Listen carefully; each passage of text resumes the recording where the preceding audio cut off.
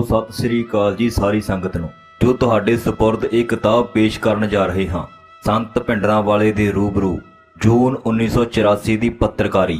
ਲੇਖ ਜਸਪਾਲ ਸਿੰਘ ਸਿੱਧੂ। ਜੂਨ 1984 ਵਿੱਚ ਸ਼੍ਰੀ ਦਰਬਾਰ ਸਾਹਿਬ ਉੱਤੇ ਹੋਏ ਫੌਜੀ ਹਮਲੇ ਦੌਰਾਨ ਸ਼ਹੀਦ ਬੱਚੇ ਸਿੰਘ ਸਿੰਘਣੀਆਂ ਨੂੰ ਸਮਰਪਿਤ ਹੈ ਇਹ ਕਿਤਾਬ। ਕਾਂਡ ਪਹਿਲਾ। ਤੇ ਜਦੋਂ ਕੰਢੇ ਕੰਢੇ ਤੁਰੀ ਜ਼ਿੰਦਗੀ। ਫੌਜੀ ਜਵਾਨ ਨੇ ਸਟੇਨਗਨ ਮੇਰੀ ਛਾਤੀ ਉੱਤੇ ਲਾਈ ਹੋਈ ਸੀ ਤੇ ਹੋਰ ਫੌਜੀ ਮੇਰੇ ਸੱਜੇ ਖੱਬੇ ਆਪਣੀਆਂ ਗੰਨਾਂ ਮੇਰੇ ਵੱਲ ਸਿੱਧੀਆਂ ਕਰੀ ਖੜੇ ਸਨ। ਸਾਹਮਣੇ ਖਲੋਤਾ ਫੌਜੀ ਅਫਸਰ ਹੁਕਮਰਾਨਾ ਅੰਦਾਜ਼ ਵਿੱਚ ਗਰਜਿਆ, ਤੁਹਾਡੇ ਕੋਲ ਹਥਿਆਰ ਹਨ, ਨਾਲੇ ਪਾਕਿਸਤਾਨ ਨਾਲ ਜੁੜਿਆ ਹੋਇਆ ਵਾਇਰਲੈਸ ਸੈੱਟ ਹੈ, ਦੋਵੇਂ ਤੁਰੰਤ ਸਾਡੇ ਹਵਾਲੇ ਕਰ ਦਿਓ। ਜੇ ਸਰਚ ਵਿੱਚ ਖੋਜ ਪੜਤਾਲ ਦੌਰਾਨ ਕੋਈ ਵੀ ਚੀਜ਼ ਮਿਲ ਗਈ ਤਾਂ ਗੋਲੀ ਮਾਰ ਦਿਆਂਗੇ। ਜੂਨ 1984 ਦੇ ਪਹਿਲੇ ਹਫ਼ਤੇ ਦਰਬਾਰ ਸਾਹਿਬ ਉੱਤੇ ਫੌਜੀ ਹਮਲੇ ਦੀ ਕਾਰਵਾਈ ਖਤਮ ਹੁੰਦਿਆਂ ਹੀ ਅੰਮ੍ਰਿਤਸਰ ਸ਼ਹਿਰ ਵਿੱਚ ਫੌਜ ਨੇ ਛਾਪੇ ਮਾਰਨੇ ਸ਼ੁਰੂ ਕਰ ਦਿੱਤੇ ਸਨ। ਜੂਨ 13 ਨੂੰ ਸਵੇਰੇ 4:15 ਵਜੇ ਫੌਜੀਆਂ ਨੇ ਮੈਨੂੰ ਵੀ ਕਮਰੇ ਵਿੱਚੋਂ ਬਾਹਰ ਕੱਢ ਕੇ ਗੰਨਾਂ ਬੰਦੂਕਾਂ ਨਾਲ ਘੇਰੇ ਵਿੱਚ ਫਾਲਣ ਕਰ ਲਿਆ। ਹੁਣ ਮੈਨੂੰ ਸਿਰਫ ਉਸ ਫੌਜੀ ਅਫਸਰ ਦੀਆਂ ਲਾਲ ਸੁਰਖ ਅੱਖਾਂ ਹੀ ਦਿਖਾਈ ਦੇ ਰਹੀਆਂ ਸਨ। ਉਹ ਫੁੱਟਣ ਲੱਗੀ ਹੁਣ ਸਾਫ਼ ਦਿਖਾਈ ਦੇਣਾ ਸ਼ੁਰੂ ਹੋ ਗਿਆ ਸੀ। ਕੁਝ ਕੁ ਪਲ ਮੈਂ ਅਜੀਬ ਜਿਹੀ ਸ਼ਸ਼ੋਪੰਜ ਵਿੱਚ ਰਿਹਾ, ਫਿਰ ਮੈਂ ਆਪਣੇ ਵੱਲ ਸੇਧਤ ਗੰਨਾਂ ਤੋਂ ਬੇਖਬਰ ਹੀ ਹੋ ਗਿਆ, ਜਿਵੇਂ ਸਿਰ ਉੱਤੇ ਟੁੱਟੇ ਵੱਡੇ ਕਹਿਰ ਲਈ ਮੈਂ ਮਾਨਸਿਕ ਤੌਰ ਤੇ ਤਿਆਰ ਹੋ ਰਿਹਾ ਹੋਵਾਂ। ਅਗਲੇ ਪਲ ਮੈਂ ਉਸ ਅਫਸਰ ਨੂੰ ਕਿਹਾ, ਤੁਸੀਂ ਜਾਣਦੇ ਹੋ ਕਿ ਮੈਂ UNI ਦਾ ਪੱਤਰਕਾਰ ਹਾਂ। ਸ਼ਾਇਦ ਇਹ ਸਿਰ ਉੱਤੇ ਖੜੀ ਹੋਣੀ ਤੋਂ ਪਾਸਾ ਵੱਟ ਕੇ ਬਚ ਨਿਕਲਣ ਦੀ ਮੇਰੀ ਅਚੇਤ ਕੋਸ਼ਿਸ਼ ਸੀ। ਸਾਨੂੰ ਸਭ ਕੁਝ ਪਤਾ ਹੈ, ਉਹ ਅਫਸਰ ਕੜਕਵੀਂ ਆਵਾਜ਼ ਵਿੱਚ ਬੋਲਿਆ। ਉਹ ਕੋਈ ਕੈਪਟਨ ਮੇਜਰ ਰੈਂਕ ਦਾ ਅਫਸਰ ਕਲੀਨ ਸ਼ੇਪ ਪੰਜਾਬੀ ਲੱਗ ਰਿਹਾ ਸੀ। ਹੁਣ ਅੰਤਮ ਘੜੀ ਲਈ ਆਪਣੇ ਵਜੂਦ ਨੂੰ ਤਿਆਰ ਕਰਨ ਤੋਂ ਸਿਵਾ ਮੇਰੇ ਕੋਲ ਕੋਈ ਚਾਰਾ ਨਹੀਂ ਸੀ। ਮੇਰਾ ਅੰਤਰੀਵ ਜਿਵੇਂ ਮੇਰੀ ਹੋਣੀ ਨੂੰ ਸਵੀਕਾਰ ਕਰਨ ਦੇ ਰਾਹ ਉੱਤੇ ਤੁਰ ਪਿਆ ਸੀ। ਮੈਂ ਆਰ-ਪਾਰ ਦੇ ਅਖੀਰਲੇ ਪਲਾਂ ਵਿੱਚੋਂ ਗੁਜ਼ਰ ਰਿਹਾ ਸਾਂ। ਪਤਾ ਨਹੀਂ ਮੇਰੇ ਅੰਦਰੋਂ ਕਿਵੇਂ ਸੁਤੇ-ਸਿੱਧ ਆਵਾਜ਼ ਨਿਕਲੀ, ਜੋ ਮਰਜ਼ੀ ਕਰ ਲਵੋ, ਮੇਰੇ ਕੋਲ ਕੁਝ ਵੀ ਨਹੀਂ ਹੈ। ਉਹ ਅਫਸਰ ਨੂੰ ਜਿਵੇਂ ਮੇਰੇ ਜਵਾਬ ਦੀ ਉਮੀਦ ਨਹੀਂ ਸੀ। ਉਹ ਮੱਥੇ ਉੱਤੇ ਤਿਉੜੀਆਂ ਪਾਉਂਦਾ ਹੋਇਆ ਫਿਰ ਗਰਜਿਆ। ਅੱਛਾ, ਉਸਨੇ ਫੌਜੀ ਜਵਾਨਾਂ ਨੂੰ ਮੇਰੇ ਘਰ ਦਫ਼ਤਰ ਵਿੱਚ ਤਲਾਸ਼ੀ ਲੈਣ ਦੇ ਹੁਕਮ ਦੇ ਦਿੱਤੇ। ਅੱਧੀ ਕੁ ਦਰਜਨ ਜਵਾਨ ਗ੍ਰੀਨ ਐਵੇਨਿਊ ਕਲੋਨੀ ਦੇ ਪੱਛਮੀ ਕੰਢੇ ਉੱਤੇ ਉਸਰੇ ਬੇਤਰਤੀਬੇ ਜਿਹੇ ਮਕਾਨਾਂ ਵਿੱਚ ਕਿਰਾਏ ਉੱਤੇ ਲਏ ਗਏ ਮੇਰੇ ਘਰ ਅਤੇ ਦਫ਼ਤਰ ਦੀ ਤਲਾਸ਼ੀ ਲੈ ਰਹੇ ਸਨ। ਮੈਨੂੰ ਜਾਪਣ ਲੱਗ ਪਿਆ ਸੀ ਕਿ ਕਿਸੇ ਵੀ ਪਲ ਮੈਨੂੰ ਫੌਜੀ ਗੱਡੀ ਵਿੱਚ ਸੁੱਟ ਕੇ ਉੱਥੋਂ 1.5-2 ਕਿਲੋਮੀਟਰ ਦੂਰੀ ਉੱਤੇ ਆਰਜੀ ਤੌਰ ਤੇ ਤਿਆਰ ਕੀਤੀ ਜੇਲ੍ਹ ਵਿੱਚ ਲੈ ਜਾਣਗੇ। ਤਾਂਗਾ ਕਲੋਨੀ ਤੋਂ ਨੇੜੇ ਹੀ ਵਾਹਗਾ ਅਟਾਰੀ ਵਾਲੀ ਰੋਡ ਉੱਪਰ ਪਹਿਲਾਂ ਹੀ ਫੌਜੀ ਛਾਉਣੀ ਦਾ ਏਰੀਆ ਸ਼ੁਰੂ ਹੋ ਜਾਂਦਾ ਹੈ। ਛੋਟੀਆਂ-ਮੋਟੀਆਂ ਖਬਰਾਂ ਪਹਿਲਾਂ ਹੀ ਮੇਰੇ ਤੱਕ ਪਹੁੰਚ ਗਈਆਂ ਸਨ। ਫੌਜ ਨੇ ਛਾਉਣੀ ਵਾਲੇ ਸੈਂਟਰਲ ਸਕੂਲ ਦੇ ਚਾਰੇ ਪਾਸੇ ਕੰਡਿਆਂ ਵਾਲੀ ਤਾਰ ਵੜ ਕੇ ਆਰਜੀ ਜੇਲ੍ਹ ਬਣਾ ਲਈ ਸੀ। ਫੌਜ ਨੇ ਆਪਣੀ ਯੁੱਧ ਸ਼ਬਦਾਵਲੀ ਵਿੱਚ ਇਹ ਜੇਲ੍ਹ ਵਿੱਚ ਬੰਦ ਸਿੱਖਾਂ ਨੂੰ POW ਘੋਸ਼ਿਤ ਕੀਤਾ ਹੋਇਆ ਸੀ। ਫੌਜੀ ਹਮਲੇ ਦੌਰਾਨ ਦਰਬਾਰ ਸਾਹਿਬ ਅੰਦਰੋਂ ਫੜੇ ਗਏ ਅਤੇ ਸ਼ਹਿਰ ਦੇ ਚਾਰੇ ਪਾਸੇ ਲੱਗੇ ਨਾਕਿਆਂ ਤੋਂ ਕਾਬੂ ਕੀਤੇ ਗਏ ਸਿੱਖ ਬੰਦੀ ਬਣਾ ਕੇ ਇਸ ਆਰਜੀ ਜੇਲ੍ਹ ਵਿੱਚ ਡੱਕੇ ਹੋਏ ਸਨ। 4 ਜੂਨ ਤੋਂ ਹੀ ਸਾਰੀ ਰਾਤ ਛੱਤ ਉੱਤੇ ਚੜ੍ਹ ਕੇ ਖੜਾ ਹੋ ਮੈਂ ਇਧਰੋਂ ਉਧਰੋਂ ਚੀਕਾਂ ਦੀਆਂ ਆਵਾਜ਼ਾਂ ਅਤੇ ਹੋਰ ਸ਼ੋਰਗੁਲ ਨੂੰ ਸੁਣਦਾ ਰਹਿੰਦਾ ਸੀ। ਤਾਂਗਾ ਕਲੋਨੀ ਤੋਂ ਸਿੱਧਾ 1 ਕਿਲੋਮੀਟਰ ਦਰਬਾਰ ਸਾਹਿਬ ਦੇ ਆਲੇ ਦੁਆਲੇ ਦਾ ਅਸਮਾਨ 5 ਅਤੇ 6 ਜੂਨ ਦੀਆਂ ਰਾਤਾਂ ਨੂੰ ਲਾਲ ਹੋਇਆ ਦਿਖਾਈ ਦਿੰਦਾ ਸੀ। ਪਹਿਲਾਂ ਸਰਚ ਲਾਈਟਾਂ ਅਤੇ ਉਸ ਦੇ ਏਰੀਏ ਨੂੰ ਰੋਸ਼ਨ ਕਰ ਦੇਣਾ, ਫਿਰ ਮਗਰੋਂ ਤਾੜ-ਤਾੜ ਕਰਕੇ ਤੋਪਾਂ ਦੇ ਗੋਲੇ ਵਰਨੇ, ਕੜ-ਕੜ ਕਰਦੀਆਂ ਗੋਲੀਆਂ ਦੀਆਂ ਆਵਾਜ਼ਾਂ ਸੁਣਨੀਆਂ। ਕਦੇ ਅਟਾਰੀ ਵਾਹਗਾ ਵਾਲੀ ਸੜਕ ਉੱਤੇ ਨਾਕੇ ਉੱਤੇ ਲਗਾਤਾਰ ਤਾੜ-ਤਾੜ ਛੂੰ-ਛੂੰ ਕਰਦੀਆਂ ਗੋਲੀਆਂ ਚੱਲਣੀਆਂ। ਬਾਅਦ ਵਿੱਚ ਕੂਕਾਂ ਅਤੇ ਚੀਕਾਂ ਸੁਣਾਈ ਦੇਣੀਆਂ। ਦਿਨ ਵੇਲੇ ਕਰਫਿਊ ਕਰਕੇ ਅਸੀਂ ਸਭ ਮਕਾਨ ਦੇ ਅੰਦਰੋਂ ਹੀ ਇੱਧਰ-ਉੱਧਰ ਗਵਾਂਢੀਆਂ ਨਾਲ ਸੂਚਨਾਵਾਂ ਸਾਂਝੀਆਂ ਕਰਦੇ। ਜਦੋਂ CRPF ਦੇ ਜਵਾਨਾਂ ਦੀ ਟੁਕੜੀ ਸਾਡੀ ਗਲੀ ਵਿੱਚੋਂ ਲੰਘਦੀ, ਅਸੀਂ ਦਰਵਾਜ਼ੇ ਬੰਦ ਕਰ ਲੈਂਦੇ ਸਾਂ। ਮੇਰੇ ਘਰ ਦਫ਼ਤਰ ਦੀ ਛਾਣਬੀਣ ਅਜੇ ਹੋ ਰਹੀ ਸੀ ਜਦੋਂ ਦਫ਼ਤਰ ਵਾਲੇ ਕਮਰੇ ਦੇ ਪਿੱਛੇ ਵਿਹੜੇ ਵਿੱਚ ਮੰਜਿਆਂ ਉੱਤੇ ਲੇਟੇ ਹੋਏ ਆਪਣੇ ਬੱਚਿਆਂ ਅਤੇ ਬੀਵੀ ਦਾ ਖਿਆਲ ਮੈਨੂੰ ਆਇਆ। ਮੈਂ ਇੱਕਦਮ ਝੰਜੋੜਿਆ ਗਿਆ ਕਿ ਜੇਕਰ ਫੌਜ ਮੈਨੂੰ ਇੱਥੋਂ ਲੈ ਗਈ ਤਾਂ ਇਹ ਕਿੱਥੇ ਜਾਣਗੇ, ਕੌਣ ਉਹਨਾਂ ਨੂੰ ਸੰਭਾਲੇਗਾ। ਮੇਰੀ ਵਾਈਫ ਡਿਪਰੈਸ਼ਨ ਦੀ ਮਰੀਜ਼ ਹੋਣ ਕਰਕੇ ਮੇਰਾ ਡਰ ਹੋਰ ਵੀ ਡੂੰਘਾ ਹੋਣ ਲੱਗ ਪਿਆ। ਇੱਕ ਹੋਰ ਡਰਾਉਣੇ ਖਿਆਲ ਨੇ ਮੇਰੀ ਸੋਚਣੀ ਨੂੰ ਜਕੜ ਲਿਆ ਕਿ ਜਦੋਂ ਮੈਨੂੰ ਟਰੱਕ ਵਿੱਚ ਸੁੱਟਿਆ, ਮੇਰੀ ਵਾਈਫ ਤਾਂ ਆਪਣੀ ਸੁੱਧ-ਬੁੱਧ ਖੋ ਬੈਠੇਗੀ। ਬੇਸਮਝ ਮਾਸੂਮ ਬੱਚਿਆਂ ਦਾ ਕੀ ਬਣੂ। ਮੈਂ ਬਰਾਂਡੇ ਵਿੱਚ ਖੜੇ FCI ਦੇ ਮੁਲਾਜ਼ਮ ਦੇ ਕੰਨ ਵਿੱਚ ਹੌਲੇ ਜਿਹੇ ਕਿਹਾ, ऐसे करना जब जे मेरे को ले गए तो मेरी बीवी बच्चों को PPS गैल ट्रिब्यून पत्र करके घर छोड़ आना। एकदम 2-3 फौजी मेरे दुआले हो गए। क्या कहा तूने इनको? मैं कहा ऐसे तो पूछ लो, कोई बात नहीं, कोई बात नहीं। ये तो बच्चों को संभालने की बात कर रहे थे। उस FCI मुलाजिम ने कहा, ਪਿਛਲੇ ਮਹੀਨੇ ਤੋਂ ਉਹ ਦੋਨੋਂ ਮੁਲਾਜ਼ਮ ਮੇਰੇ ਨਾਲ ਕਾਫੀ ਘੁਲ ਮਿਲ ਗਏ ਸਨ। ਇੰਨੇ ਨੂੰ ਪੰਜਾਬ ਪੁਲਿਸ ਅਫਸਰ ਦਫ਼ਤਰ ਵਾਲੇ ਕਮਰੇ ਵਿੱਚੋਂ ਸਿੱਖ ਸਟੂਡੈਂਟਸ ਫੈਡਰੇਸ਼ਨ ਦੇ ਪੋਸਟਰ ਫੌਜੀ ਅਫਸਰਾਂ ਨੂੰ ਦਿਖਾਉਣ ਲੱਗਿਆ। ਦੇਖੋ ਸਰ, ਕਿਹੋ ਜਿਹਾ ਗੈਰ ਕਾਨੂੰਨੀ ਮਟੀਰੀਅਲ ਇਸ ਦੇ ਕੋਲ ਪਿਆ ਹੈ।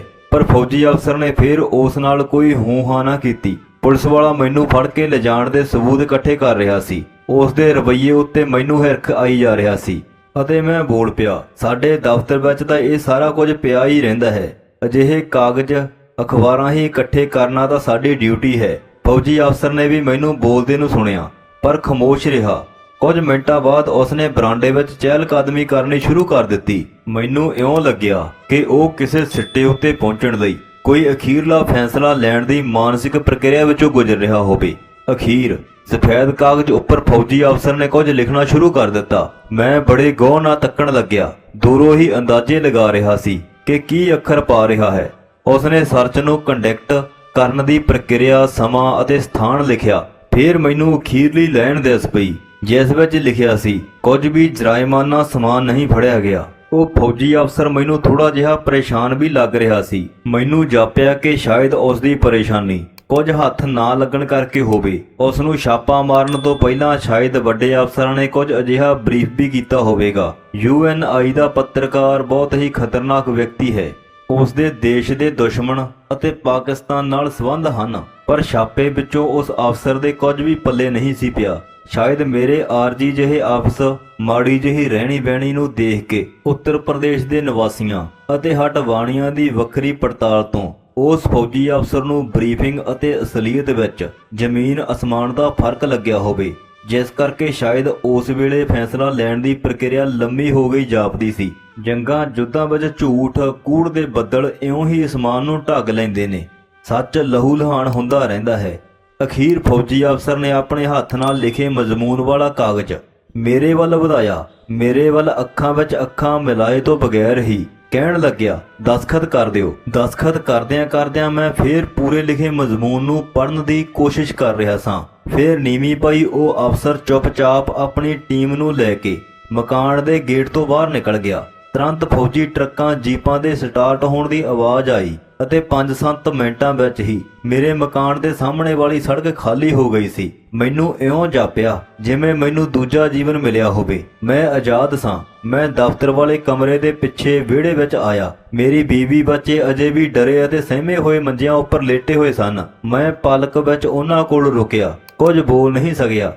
ਅੱਗੇ ਤੋਂ ਉਹ ਵੀ ਕੁਝ ਨਾ ਬੋਲੇ, ਇਸ ਲਈ ਇੱਕ ਦੂਜੇ ਵੱਲ ਬਿਟ-ਬਿਟ ਦੇਖਦੇ ਰਹੇ। ਮੈਨੂੰ ਤਸੱਲੀ ਹੋਈ ਅਤੇ ਖੁਸ਼ੀ ਵੀ ਹੋਈ ਕਿ ਉਹ ਸਭ ਸਹੀ ਸਲਾਮਤ ਸਨ। ਦੂਜੇ ਹੀ ਪਲ ਮੈਨੂੰ ਖਿਆਲ ਆਇਆ ਕਿ ਜੇਕਰ ਪੁਲਿਸ ਦਾ ਛਾਪਾ ਹੁੰਦਾ ਤਾਂ ਮੈਂ ਹੁਣ ਸਲਾਖਾਂ ਦੇ ਪਿੱਛੇ ਹੋਣਾ ਸੀ, ਭਾਵੇਂ ਮੇਰੇ ਕੋਲੋਂ ਕੁਝ ਬਰਾਮਦ ਵੀ ਨਾ ਹੋਇਆ ਹੁੰਦਾ। FIR ਵਿੱਚ ਕੁਝ ਹਥਿਆਰ ਅਤੇ ਵਾਇਰਲੈਸ ਸੈੱਟ ਮੇਰੇ ਸਿਰ ਮੜ ਦਿੱਤੇ ਜਾਣੇ ਸਨ। ਪੁਲਿਸ ਤਸੱਦਦ ਤੋਂ ਬਚਣਾ ਮੁਸ਼ਕਲ ਹੋ ਜਾਣਾ ਸੀ। ਮੈਨੂੰ ਜਾਪਿਆ ਕਿ ਫੌਜੀ ਅਫਸਰ ਉੱਪਰੋਂ ਲਿਖੀਆਂ ਹਦਾਇਤਾਂ ਤੋਂ ਪਰੇ ਕੰਮ ਨਹੀਂ ਕਰਦੇ। ਉਸ ਉੱਤੇ ਪੰਜਾਬ ਪੁਲਿਸ ਦੇ ਕਲਚਰ ਦਾ ਰੰਗ ਨਹੀਂ ਚੜਿਆ ਹੋਇਆ ਸੀ। ਮੇਰਾ ਇਉਂ ਸਹੀ ਸਲਾਮਤ ਬਚ ਨਿਕਲਣਾ ਮੇਰੀ ਸੋਚ ਸਮਝ ਅਤੇ ਕਲਪਨਾ ਦੀ ਅਡਾਰੀ ਤੋਂ ਕਿਤੇ ਦੂਰ ਪਰੇ ਦਾ ਵਰਤਾਰਾ ਮੈਨੂੰ ਇੱਕ ਕ੍ਰਿਸ਼ਮਾ ਅਤੇ ਚਮਤਕਾਰ ਜਾਪ ਰਿਹਾ ਸੀ। ਸਹਿਮ ਜਿਹਾ ਛਾ ਗਿਆ ਸੀ। ਤਕਰੀਬਨ ਘੰਟੇ ਬਾਅਦ ਸਾਹਮਣੇ ਘਰ ਵਿੱਚੋਂ ਬਾਵਾ ਸਿੱਖ ਪਰਿਵਾਰ ਦਾ ਬਜ਼ੁਰਗ ਮੇਰੇ ਕੋਲ ਮਕਾਨ ਵਿੱਚ ਆਇਆ ਅਤੇ ਕਹਿਣ ਲੱਗਾ, ਸਾਰੀ ਸੜਕ ਫੌਜੀ ਗੱਡੀਆਂ, ਟਰੱਕਾਂ, ਜੀਪਾਂ ਨਾਲ ਭਰੀ ਪਈ ਸੀ। ਅਸੀਂ ਸਭ ਡਰਦਿਆਂ ਨੇ ਬਾਰੀਆਂ ਬੂਹੇ ਬੰਦ ਕਰ ਲਏ ਅਤੇ ਝੀਥਾਂ ਵਿੱਚੋਂ ਦੀ ਤੁਹਾਡੀ ਤਲਾਸ਼ੀ ਦੇ ਸੀਨ ਦੇਖਦੇ ਰਹੇ। ਮੈਨੂੰ 1984 ਦੇ ਅਖੀਰਲੇ ਦਿਨਾਂ ਵਿੱਚ ਹੀ ਪਤਾ ਲੱਗਿਆ ਕਿ ਸ਼ਹਿਰ ਦੇ ਹੋਰ ਕਈ ਲੈਂਡਲਾਈਨ ਫੋਨ ਟੈਲੀਫੋਨਾਂ ਦੇ ਨਾਲ ਮੇਰਾ ਟੈਲੀਫੋਨ ਵੀ ਲਗਾਤਾਰ ਟੇਪ ਹੋ ਰਿਹਾ ਸੀ। ਉਸ ਸਮੇਂ ਤਕਨੀਕ ਇੰਨੀ ਜ਼ਿਆਦਾ ਵਿਕਸਿਤ ਨਹੀਂ ਸੀ। ਸਿਟੀ ਕੋਤਵਾਲੀ ਵਿੱਚ CID ਵਿੰਗ ਦੇ ਛੋਟੇ ਜਿਹੇ ਕਮਰੇ ਵਿੱਚ ਟੇਪ ਕਰਨ ਲਈ ਨਿਰਧਾਰਤ ਕੀਤੇ ਸਾਰੇ ਟੈਲੀਫੋਨ ਕਨੈਕਸ਼ਨਾਂ ਨੂੰ ਇੱਥੇ ਟੈਲੀਫੋਨ ਸਿੱਟਾਂ ਨਾਲ ਜੋੜਿਆ ਹੋਇਆ ਸੀ। ਪੁਲਿਸ ਮੁਲਾਜ਼ਮ ਘੰਟੀ ਵੱਜਣ ਉੱਤੇ ਵਾਰਤਾਲਾਪ ਸੁਣਦੇ ਰਹਿੰਦੇ ਅਤੇ ਨੋਟ ਕਰਦੇ ਰਹਿੰਦੇ ਸਨ। ਮੈਂ ਟੈਲੀਫੋਨ ਉੱਪਰ ਗੱਲਬਾਤ ਕਰਨ ਵਿੱਚ ਕਾਫੀ ਇਤਿਹਾਤ ਵਰਤਦਾ ਰਹਿੰਦਾ ਸਾਂ, ਪਰ ਫਿਰ ਵੀ ਦੂਜੇ ਪਾਸਿਓਂ ਗੱਲ ਕਰਨ ਵਾਲੇ ਵਿਅਕਤੀ ਕਈ ਵਾਰ ਖੁੱਲੀਆਂ ਗੱਲਾਂ ਕਰ ਜਾਂਦੇ ਸਨ। ਕਦੇ ਮੈਨੂੰ ਇਹ ਵੀ ਜਾਪਦਾ ਸ਼ਾਇਦ ਮੇਰੇ ਵਿਰੋਧੀ ਪੱਤਰਕਾਰਾਂ ਦੇ ਗਰੁੱਪ ਨਾਲ ਜਾਂ ਸੰਤ ਲੌਂਗੋਵਾਲ ਦੇ ਕੈਂਪ ਦੇ ਲੋਕਾਂ ਨੇ ਸਰਕਾਰੀ ਖੇਤਰਾਂ ਵਿੱਚ ਮੇਰੀ ਗਲਤ ਪੇਸ਼ਕਾਰੀ ਕੀਤੀ ਹੋਵੇ। ਲੌਂਗੋਵਾਲ ਕੈਂਪ ਦੇ ਲੋਕ ਮੇਰੀਆਂ ਖਬਰਾਂ ਤੋਂ ਹਮੇਸ਼ਾ ਹੀ ਦੁਖੀ ਰਹਿੰਦੇ ਸਨ। ਅਜਿਹੀਆਂ ਤਮਾਮ ਜ਼ਬਰਾਂ ਤਕਸੀਮਾਂ ਮੈਂ ਆਪਣੇ ਮਨ ਅੰਦਰ ਹੀ ਦਿੰਦਾ ਰਿਹਾ ਸੀ। ਅਜਿਹੀ ਪਿੱਠਭੂਮੀ ਕਰਕੇ ਮੈਨੂੰ ਬਹੁਤੀ ਹੈਰਾਨੀ ਨਾ ਹੋਈ ਕਿ ਅੰਮ੍ਰਿਤਸਰ ਸਥਿਤ ਪੱਤਰਕਾਰਾਂ ਨੇ ਮੇਰੇ ਘਰ ਦਫ਼ਤਰ ਉੱਤੇ ਹੋਏ ਫੌਜੀ ਛਾਪੇ ਨੂੰ ਜਾਣਬੁੱਝ ਕੇ ਜਾਂ ਕੁਝ ਨੇ ਡਰ ਦੇ ਤਹਿਤ ਨਜ਼ਰਅੰਦਾਜ਼ ਕਰ ਦਿੱਤਾ ਸੀ। ਦੋ ਕੁ ਪੱਤਰਕਾਰਾਂ ਨੇ ਜ਼ਰੂਰ ਕਿਹਾ, ਚੰਗਾ ਹੋਇਆ ਤੂੰ ਬਚ ਗਿਆ ਏਂ, ਜਿਵੇਂ ਉਹਨਾਂ ਨੂੰ ਮੇਰੇ ਬਚ ਜਾਣ ਉੱਪਰ ਕੁਝ ਹੈਰਾਨੀ ਹੋ ਗਈ ਹੋਵੇ। ਮੇਰੀ ਏਜੰਸੀ ਦੇ ਸਾਥੀ ਪੱਤਰਕਾਰਾਂ ਅਤੇ ਹੋਰ ਚੰਡੀਗੜ੍ਹ ਦੇ ਨਾਮਾ ਨਗਾਰਾਂ ਨੇ ਵੀ ਮੇਰੇ ਉੱਤੇ ਹੋਏ ਫੌਜੀ ਛਾਪੇ ਦੀ ਕੋਈ ਜ਼ਿਆਦਾ ਪਰਵਾਹ ਨਹੀਂ ਸੀ ਕੀਤੀ। ਬਹੁਤਿਆਂ ਨੂੰ ਕਾਫੀ ਸਮਾਂ ਮਗਰੋਂ ਮੇਰੇ ਦੱਸਣ ਉੱਤੇ ਹੀ ਇਸ ਬਾਰੇ ਪਤਾ ਲੱਗਿਆ ਸੀ। ਮੈਂ ਮਹਿਸੂਸ ਕਰਦਾ ਕਿ ਜ਼ਿਆਦਾਤਰ ਪੱਤਰਕਾਰ ਤਾਂ ਬਹੁਤੇ ਡਰੇ ਹੋਏ ਹਨ ਜਾਂ ਸਰਕਾਰ ਨਾਲ ਜੁੜੇ ਹੋਏ ਹਨ, ਪਰ ਗੈਰ ਸਿੱਖ ਪੱਤਰਕਾਰ ਸਰਕਾਰੀ ਪ੍ਰਾਪੋਗੰਡੇ ਰਾਹੀਂ ਖੜੇ ਕੀਤੇ ਗਏ ਰਾਸ਼ਟਰਵਾਦ ਦੇ ਤੀਖਣ ਜਜ਼ਬੇ ਵਿੱਚ ਬਹਿ ਤੁਰੇ ਹਨ। 10 ਦਿਨ ਪਹਿਲਾਂ ਜਦੋਂ ਦਰਬਾਰ ਸਾਹਿਬ ਉੱਤੇ ਫੌਜੀ ਹਮਲਾ ਸ਼ੁਰੂ ਹੋਣ ਵੇਲੇ 4 ਜੂਨ ਦੀ ਅੱਧੀ ਰਾਤ ਨੂੰ ਅਮਰੀਕਾ ਦੀ ਨਿਊਜ਼ ਏਜੰਸੀ ਐਸੋਸੀਏਟਡ ਪ੍ਰੈਸ ਦਾ ਰਿਪੋਰਟਰ ਬ੍ਰਹਮ ਚਲਾਨੀ ਮੇਰੇ ਦਫ਼ਤਰ ਅਤੇ ਘਰ ਆ ਗਿਆ ਸੀ। ਰਾਤ ਨੂੰ ਮੇਰੇ ਘਰ ਹੀ ਠਹਿਰਿਆ।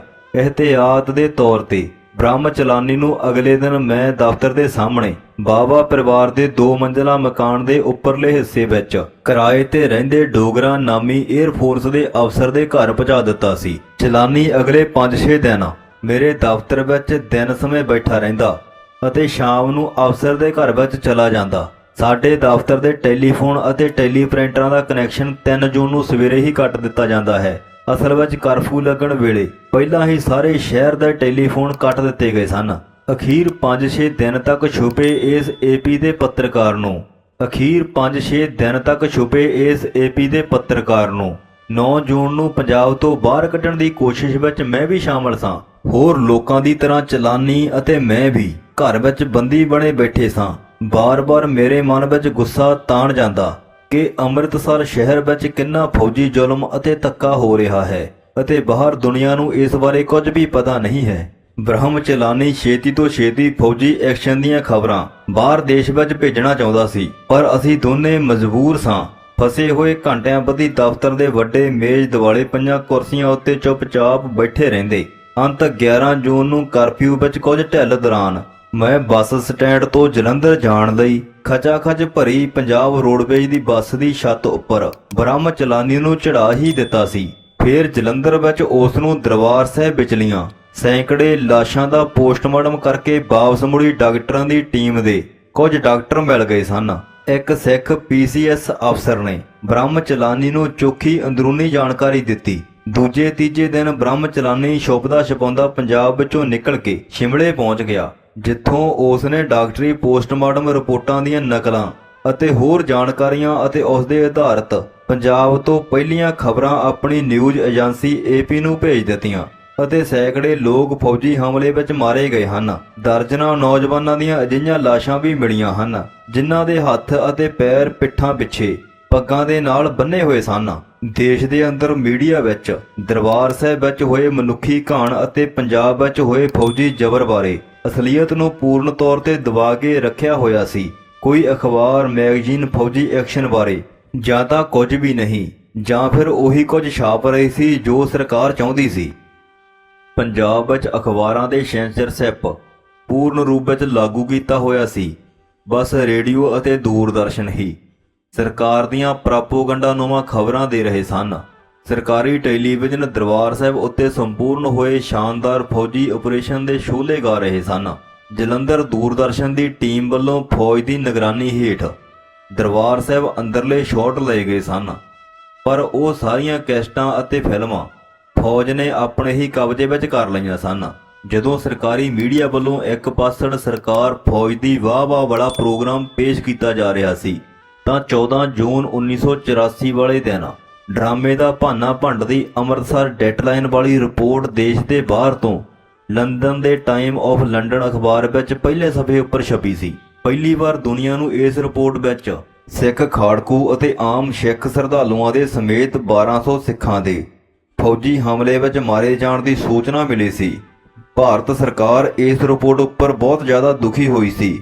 ਵੱਡੇ ਸਰਕਾਰੀ ਅਫਸਰਾਂ ਦੀ ਉੱਪਰੋਂ ਖਿਚਾਈ ਵੀ ਹੋਈ ਕਿ ਬ੍ਰਹਮ ਚਲਾਨੀ ਨਾਮ ਦਾ ਵਿਦੇਸ਼ੀ ਨਿਊਜ਼ ਏਜੰਸੀ ਦਾ ਪੱਤਰਕਾਰ ਫੌਜੀ ਐਕਸ਼ਨ ਸਮੇਂ ਕਿਵੇਂ ਅੰਮ੍ਰਿਤਸਰ ਵਿੱਚ ਰਹਿ ਗਿਆ ਸੀ। ਵਿਦੇਸ਼ੀ ਮੀਡੀਆ ਦੇ ਸਾਰੇ ਪੱਤਰਕਾਰ ਫੌਜੀ ਹਮਲੇ ਤੋਂ ਪਹਿਲਾਂ ਹੀ ਪੰਜਾਬ ਵਿੱਚੋਂ ਬਾਹਰ ਭੇਜ ਦਿੱਤੇ ਗਏ ਸਨ। ਅਸਲ ਵਿੱਚ ਫੌਜੀ ਐਕਸ਼ਨ ਸ਼ੁਰੂ ਹੋਣ ਦੇ ਕੁਝ ਘੰਟੇ ਪਹਿਲਾਂ ਹੀ ਬ੍ਰਹਮ ਚਲਾਨੀ ਅੰਮ੍ਰਿਤਸਰ ਆਇਆ ਸੀ ਅਤੇ ਉਸ ਦਾ ਨਾਮ ਪੁਲਿਸ ਵੱਲੋਂ ਵਿਦੇਸ਼ੀ ਅਖਬਾਰਾਂ ਏਜੰਸੀਆਂ ਲਈ ਕੰਮ ਕਰਨ ਵਾਲੇ ਪੱਤਰਕਾਰਾਂ ਦੀ ਤਿਆਰ ਕੀਤੀ ਗਈ ਸੂਚੀ ਵਿੱਚ ਸ਼ਾਮਲ ਨਹੀਂ ਸੀ ਹੋ ਸਕਿਆ।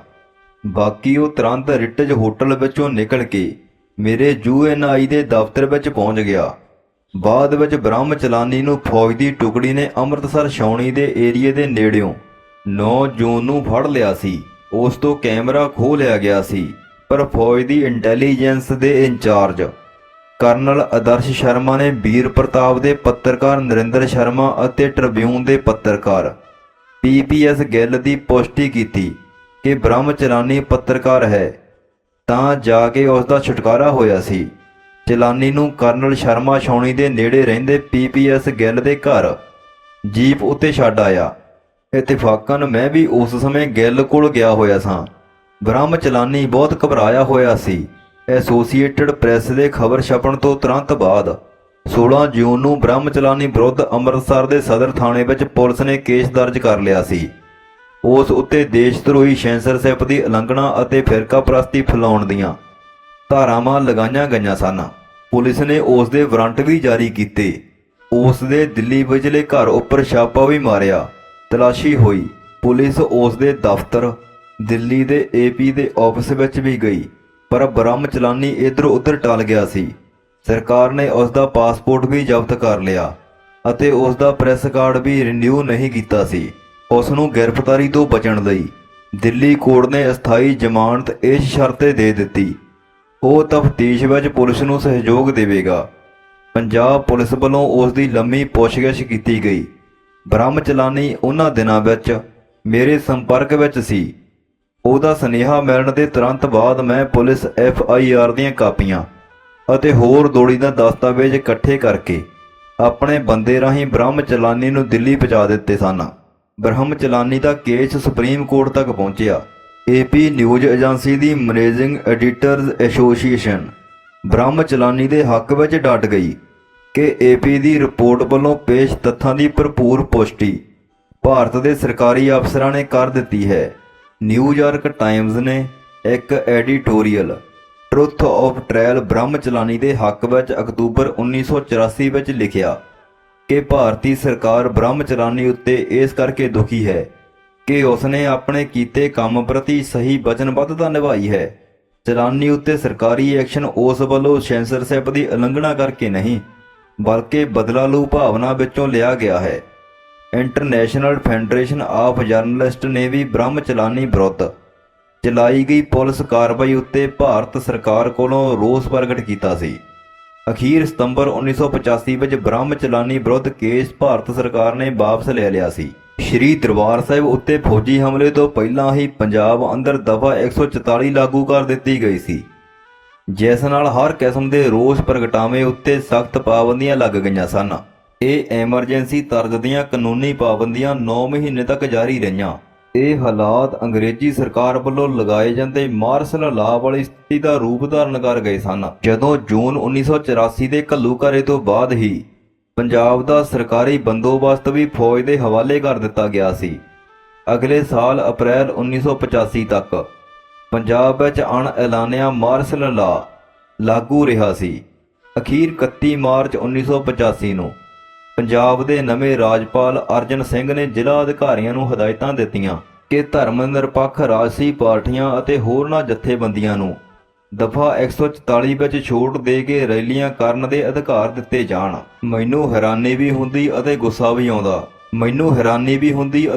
ਵੀ ਆਉਂਦਾ ਜਦੋਂ ਜੂਨ 84 ਦੇ ਅਖੀਰਲੇ ਹਫ਼ਤੇ ਹੀ ਸਾਡੇ ਜਨਰਲ ਮੈਨੇਜਰ ਅਤੇ ਏਜੰਸੀ ਦੇ ਚੀਫ ਐਡੀਟਰ UR ਕਲਕੂਰ ਦੇ ਦਿੱਲੀ ਤੋਂ ਪੱਤਰਕਾਰਾਂ ਦੀ ਟੀਮ ਦੇ ਨਾਲ ਮੈਂ ਫੌਜ ਦੇ ਆਰਮਡ ਕੋਰ ਡਿਵੀਜ਼ਨ ਦੀ ਬਰਸ਼ੀ ਦੇ ਜਸ਼ਨ ਨੂੰ ਕਵਰ ਕਰਨ ਲਈ ਪੂਨੇ ਛਾਉਣੀ ਵਿੱਚ ਆਇਆ ਸੀ। ਸ਼ਾਮ ਨੂੰ ਫੌਜੀ ਕਲੱਬ ਵਿੱਚ ਅੰਮ੍ਰਿਤਸਰ ਵਾਲਾ ਉਹੀ ਆਰਮੀ ਫੋਟੋਗ੍ਰਾਫਰ ਮਿਲ ਗਿਆ। ਮੈਨੂੰ ਵੇਖ ਕੇ ਜਿਵੇਂ ਉਹ ਹੱਕਾ ਬੱਕਾ ਰਹਿ ਗਿਆ ਹੋਵੇ, ਦੌੜ ਕੇ ਮੈਨੂੰ ਜੱਫੀ ਵਿੱਚ ਲੈ ਲਿਆ ਅਤੇ ਬਾਰ-ਬਾਰ ਕਹਿਣ ਲੱਗਾ, I am happy to see you live। ਤੈਨੂੰ ਜਿੰਦਾ ਦੇਖ ਕੇ ਮੈਂ ਬਹੁਤ ਖੁਸ਼ ਹਾਂ। ਫਿਰ ਉਸਨੇ ਮੈਨੂੰ ਦੱਸਿਆ ਕਿ ਫੜੇ ਗਏ ਸਿੱਖ ਨੌਜਵਾਨਾਂ ਦੀ ਪੁੱਛ ਪੜਤਾਲ ਅਤੇ ਤਫਤੀਸ਼ ਸਮੇਂ ਉਹ ਕਰਨਲ ਕਿਵੇਂ ਬਾਰ-ਬਾਰ ਤੇਰੇ ਬਾਰੇ ਹੀ ਜਾਣਕਾਰੀ ਇਕੱਠੀ ਕਰਦਾ ਰਿਹਾ ਸੀ।